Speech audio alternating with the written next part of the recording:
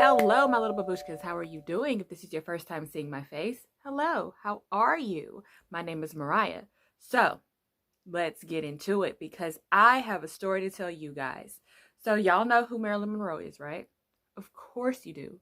How could you not know who Marilyn Monroe is? For those of you that don't know who Marilyn Monroe is, Marilyn Monroe is an actress and singer, best known for being a blonde bombshell, also with having an affair with JFK, as well as just being an overall starlet and persona of her era and her time. Now, the other person that we're going to be talking about in this crazy story is Gianni Russo. Now, those of you out there, I get it. You don't know who Gianni Russo is.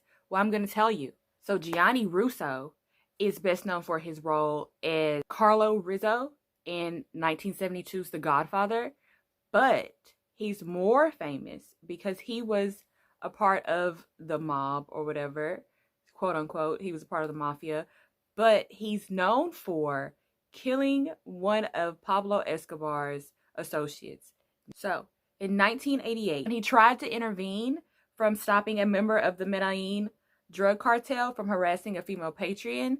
The guy ended up getting upset with him and stabbed him with the champagne glass. So Russo at the time, he was licensed to carry. So he pulled his gun out and he shot the guy in the head twice. So Russo was not charged for this crime because they claimed that it was justifiable homicide. However, when Pablo Escobar ended up hearing about what Gianni Russo had done, he ordered a hit out on him. Well, technically, he put a contract out on him. And supposedly, Pablo Escobar ended up removing the hit out on him, or the contract for his life, removing that because he found out that Gianni Russo was in his favorite film, The Godfather.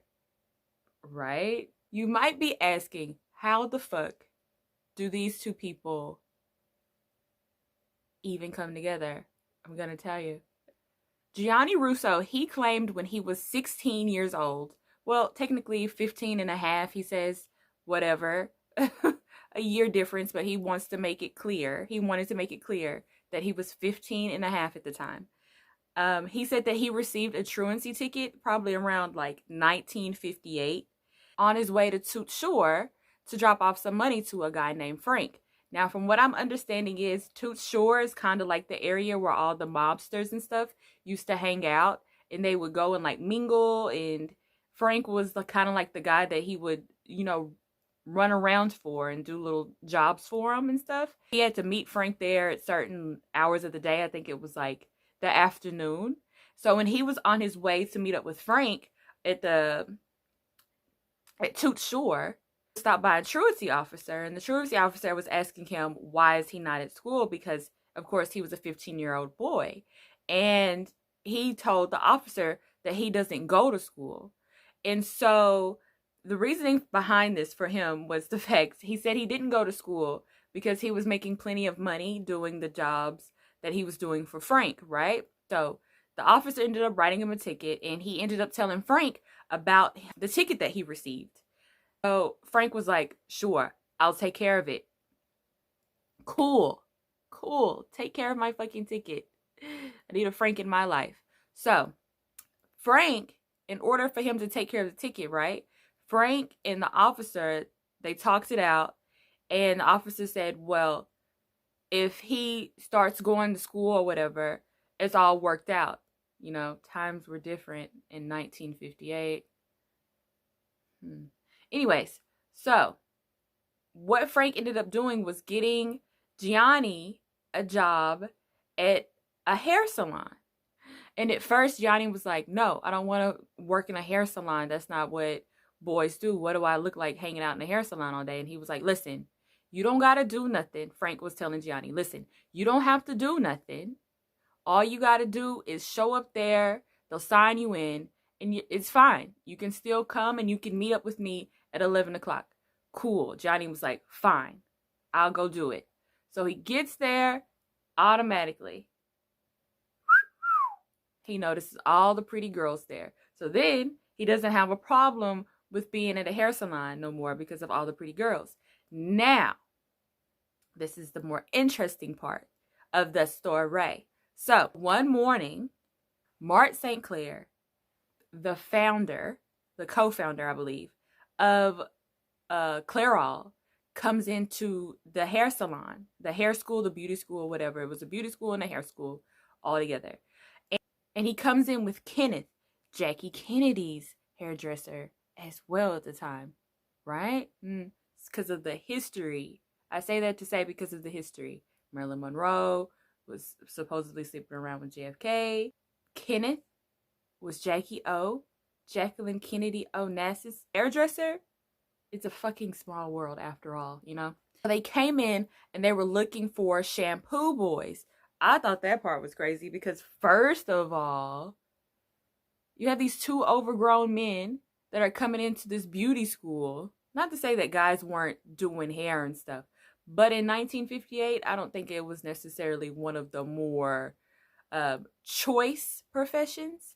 So to be just traveling around to beauty schools and stuff, looking for boys to shampoo hair, I don't know. There's something about it that just doesn't sit right in my spirit. You know what I'm saying? So he's in there. He's shampooing heads and stuff. He gets to the fourth head. Who is in there? No other than Marilyn Monroe. And he says that he's like, Marilyn Monroe, he said Marilyn Monroe liked, you know, like rough head massages type of thing when she was getting her hair washed. So she liked for people to really get into it.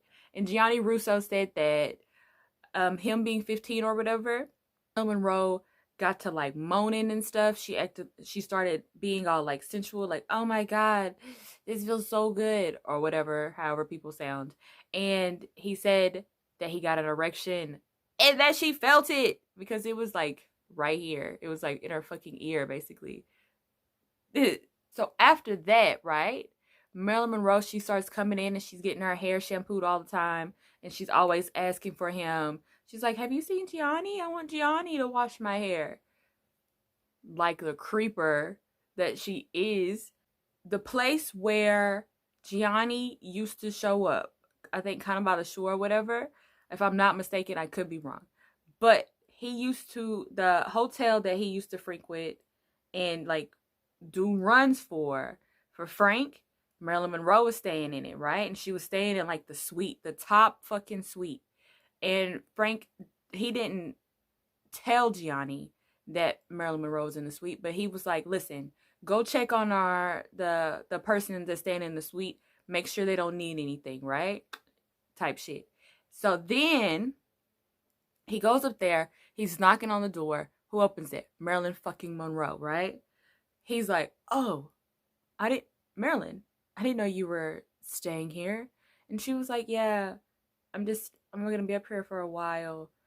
How did you know I was staying? He was like, oh, I didn't. I was just told to come check on whoever was staying in the suite and see if they needed anything.